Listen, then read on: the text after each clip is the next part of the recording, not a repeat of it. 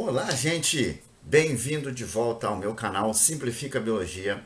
Aqui então no canal a ideia, como eu já havia conversado com vocês, é trazer todas essas questões de curiosidades que podem ser utilizadas para aquela conversa de bar, para aquela discussão, que você possa aprender um pouco de ciência, um pouco de característica biológica com os assuntos tratados aqui. Então, o grande objetivo é sempre nós trazermos um grande conceito geral biológico a partir de mitos e curiosidades que são interessantes. Como eu falei para vocês na nossa rede social, ali no Simplifica Biologia no Instagram, vai estar o link aqui para que você possa acompanhar. São feitas postagens diárias de curiosidades, tanto no Instagram quanto no Facebook. E aqui dentro do nosso canal, nós vamos estar sempre trazendo, então, de 2 a 3 vídeos, dependendo dos seus pedidos e das suas curiosidades ao longo de toda a semana, né? Então, antes de começarmos, eu quero deixar um tempo para que você se inscreva no canal, deixe sua curtida, isso é muito importante para que o canal continue e que a gente continue trazendo estas curiosidades para vocês. Sem mais delongas, meus queridos, nós vamos então trabalhar hoje com um ponto bem importante. Os vídeos, professor, foram muito compridos, muito elucidativos, mas muita informação e um tempo muito grande. Então, gente, nesse aqui nós vamos trabalhar com um vídeo um pouquinho mais curto. É uma questão de curiosidades com vocês e eu espero que vocês gostem então. Seguindo para esta parte, para essa explicação, nós vamos então dar uma pequena história, um pequeno conceito, como eu sempre faço com vocês ao longo de todos os nossos vídeos aqui dentro do canal, para que a gente depois venha para a parte específica de explicações científicas e com isso nós consigamos então ter estas nossas características, gurizada. Então é importante que vocês prestem bastante atenção e que, se surgirem dúvidas, deixem nos seus comentários ali que nós vamos estar respondendo. Bom, hoje nós vamos trabalhar com uma questão importante, né? Sobre uma curiosidade. E se vocês observarem dentro da cidade de vocês, seja em qualquer lugar do mundo, né? Principalmente na cultura cristã, nós vamos ter uma característica interessante: a utilização de ciprestes em cemitérios. Por que será que se usam ciprestes em cemitérios? Essa é uma dúvida recorrente e que muitos vão acabar tendo. Eu, ao visitar no dia de finados, passei então para ver os meus antepassados e os meus parentes queridos ali e fiquei me perguntando. Boa parte dos cemitérios ao redor, né, das localidades apresentavam árvores grandes e a maioria relacionado então ao cipreste. Mas por que o cipreste? Independente das características religiosas, boa parte deles vão apresentar o cipreste como um grande ponto importante, decorativo. E aí nós vamos ter todo um conceito de algumas informações importantes, né, e algumas teorias que são utilizadas a partir desse conceito religioso para que a gente venha então começar a caracterizar. Tá? O cipreste vai demonstrar muito aquela questão sombria e também relacionado. Mas nós temos um conceito importante. Primeiro, para nós podermos explicar de onde é que surgiu esta origem do cipreste e todo um conceito sobre a questão do velório. Tá? Para nós então estarmos relacionados à relação específica entre o cipreste e toda essa própria prática de se utilizar os ciprestes, principalmente dentro de cemitérios. Tá? Um ponto que eu havia falado para vocês no vídeo passado sobre os vampiros, nós temos uma questão bem interessante, né? Vocês têm ideia de por que é feito o velório? E por que é feito todo esse conceito? Bom, nós vamos ter um outro vídeo explicando toda a origem do processo do velório e exatamente o porquê que surgiu essas características, né? Mas conceitualizando e falando de uma maneira bem rápida e prática. Bom, o velório ele vai surgir então no processo da Idade Média a partir de características de saber se as pessoas realmente estão mortas ou não. Se existia essa dúvida, porque muitos acabavam consumindo plantas nesse processo de falta de alimentos dentro daquele período e que a maioria das pessoas no desespero acabavam consumindo qualquer tipo de coisa que fosse palatável ou que parecesse ser comestível, e muitas vezes elas acabavam entrando em um coma induzido a partir destas toxinas que são visualizadas. Elas estavam mortas? Não. A maioria das vezes elas não estavam mortas. E o velório foi exatamente um processo pelo qual as pessoas velavam na expectativa de saber se aquele parente que está ali deitado sobre a mesa realmente foi para o além-vida, ou ele estará de volta por algum motivo, estilo Highlander, there can be only one, né? Só arrancando o processo da sua cabeça. Mas, voltando a esta parte, o que nós temos? Bom, é feito o processo do velório e é feito então toda a caracterização. Falei para vocês também um outro ponto importante e interessante. Como é feito todo o processo de transporte? Lembra que eu havia comentado no vídeo passado uma característica bem legal, né? O velório vai ter essa parte então de se acompanhar, né, o desfalecido ali, para se ter uma observação para verificar se ele realmente está morto ou não. Se faz este acompanhamento. E o que nós vamos tentar trabalhar com isso depois é exatamente o processo de transporte. Bom, se espera este período. Antigamente, dentro de algumas outras culturas, isso é bem legal de poder ser trabalhado. Aqui na região do Brasil, na qual nós estamos trabalhando e visualizando, né, para todos os nossos grandes amigos brasileiros ao longo desse Brasilzão fora, desde do Chuí ao Oiapoque, nós podemos trabalhar com uma condição muito similar e características. Principalmente em regiões que vão estar relacionadas com imigrantes italianos e europeus, alemães também, vindo para cá, como os grandes colonos, com algumas culturas europeias muito parecidas, tá? Com a questão do velório. Então nós temos uma tradição muito similar com o que é feito dentro da Europa, que é um pouco diferente das características, por exemplo, da América Central no México e na América do Norte, onde nós temos uma colonização um pouco mais inglesa com algumas características tradicionais diferentes. Lá é quase como se é feito um processo de celebração. A característica de se velar antigamente era feita exatamente nas residências. E nos Estados Unidos, em algumas localidades, ainda se mantém esse processo característico. Obviamente nós vamos ter os locais para se fazerem, se velarem o corpo e depois se levarem ao cemitério, mas normalmente ou tradicionalmente se mantém de um ponto diferente. A ida até a casa do parente daquela pessoa que morreu e é oferecido então um almoço ou uma janta e uma celebração para esse processo, para que seja então caracterizado essas informações importantes aqui.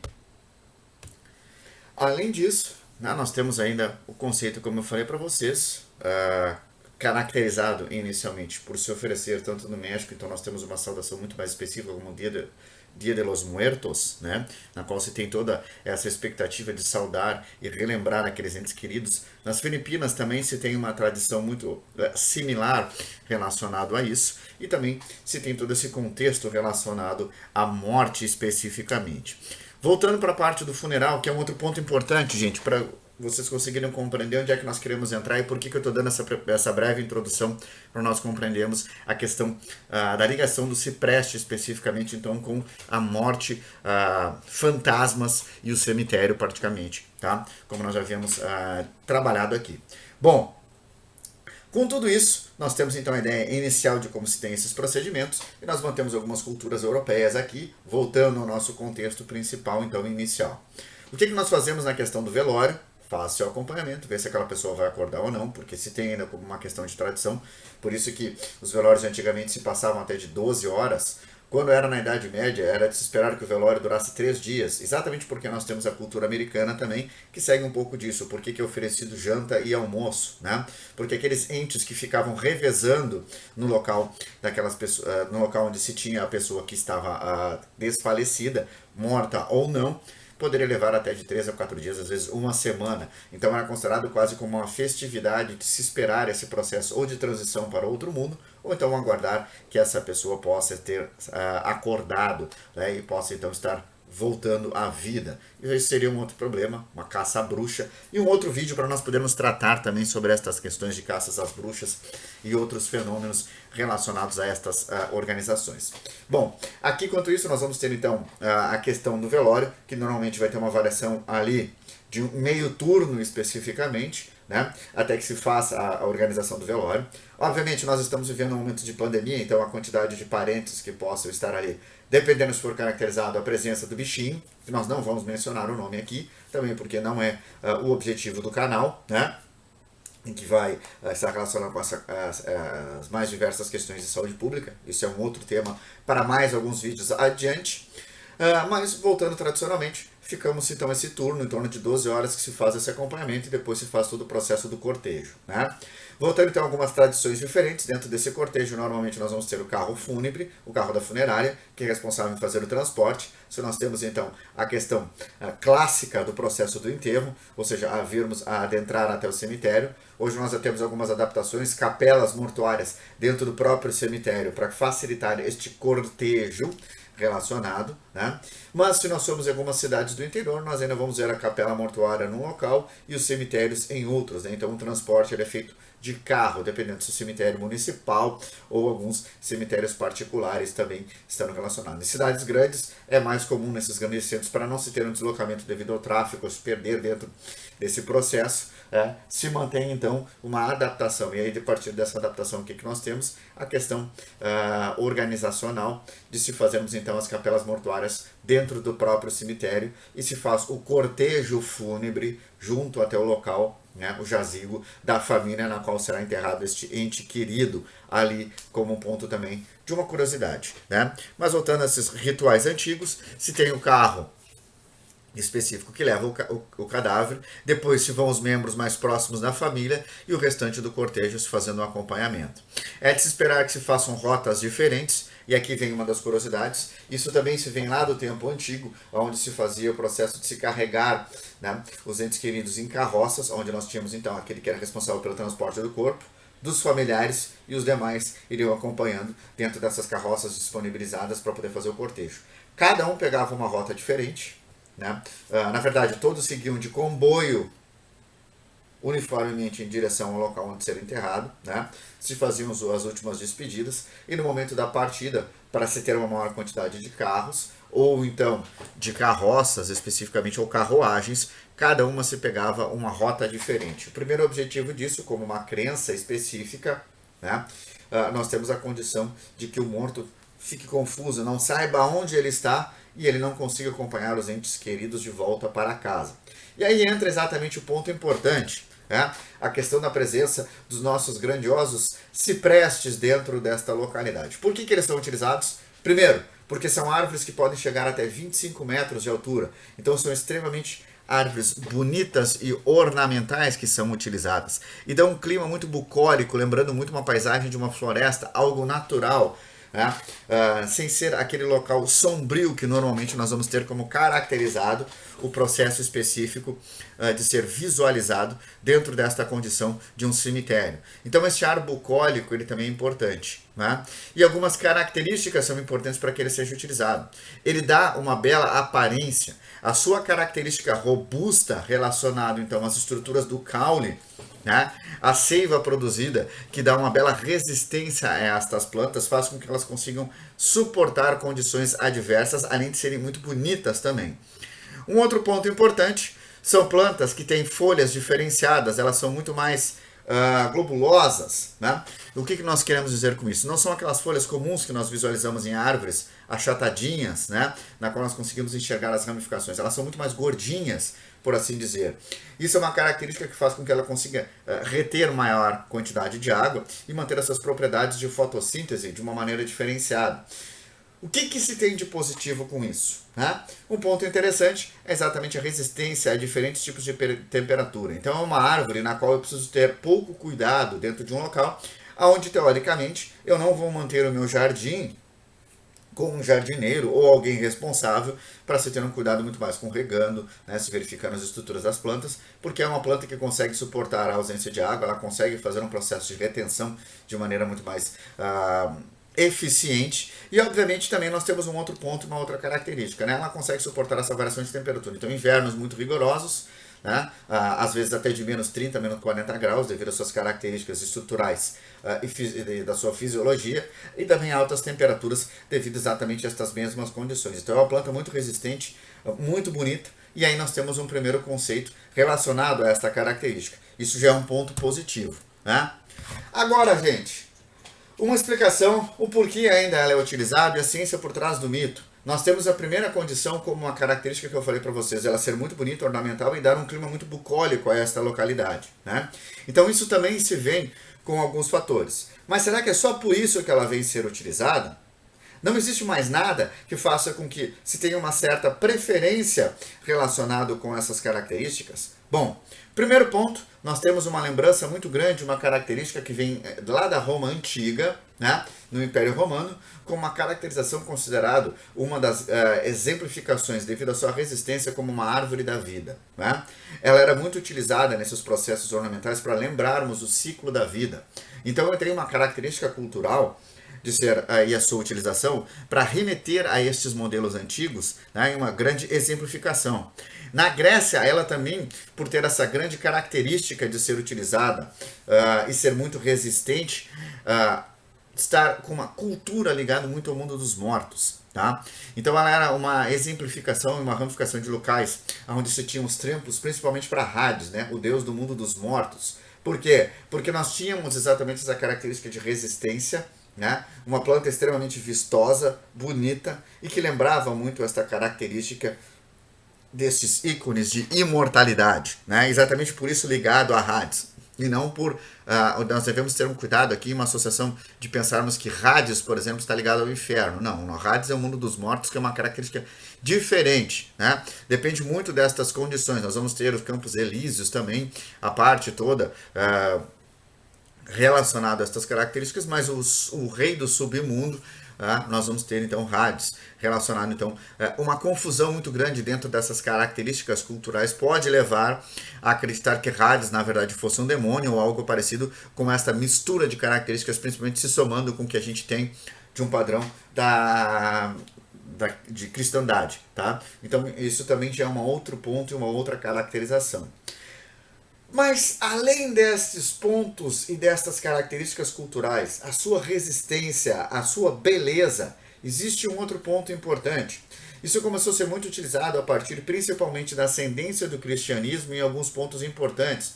A visualização de outras culturas e incorporações do pós-vida, né? Todo esse processo de transição, isso vem muito lá do tempo, desde a era do Egito Antigo, onde nós temos a preparação do faraó para que ele possa atravessar, né? A questão, né, do Império Romano, com Caronte, o barqueiro que faz todo o processo de travessia, né? Onde se oferece uma moeda para que ele consiga nos levar diferentes para esses pontos. Isso também na Grécia, né? Algumas exemplificações parecidas. E aí nós vamos tendo algumas caracterizações bem legais e bem interessantes aqui, na qual nós vamos poder relacionar. Por que nós temos uma característica fisiológica aqui que se faz ela também ter uma preferência? Um primeiro ponto, gente, que é uma questão de segurança em relacionado a isso, e que os antigos tinham essa crença, né? A grande caracterização das suas raízes. Elas são raízes longas e profundas e não são raízes com crescimento superficial. Ou seja, não tem uma grande propagação sobre a superfície. Então, primeiro ponto. Quando eu coloco ela sobre uma região com muitos jazigos, né? Na qual eu vou depositar esses caixões, eu não tenho deformidade do solo. Então fica algo plano e bonito. Mantém uma característica bucólica ainda, né? Principalmente para aqueles que são enterrados no chão. Então eu tenho uma estrutura importante. Isso já traz uma das grandes características da escolha do cipreste. E o segundo, como eu falei para vocês, e nós podemos visualizar aqui, nessa questão específica, a profundidade da raiz. A profundidade da raiz, principalmente no cipreste italiano, que é bem utilizado também como esse ponto importante, né? Ele traz uma condição interessante. Por não ser superficial, a ideia é que no momento em que eu enterro aquela pessoa, ela fique presa no chão, né? E que ela seja e se utilize destas raízes para migrar para o submundo.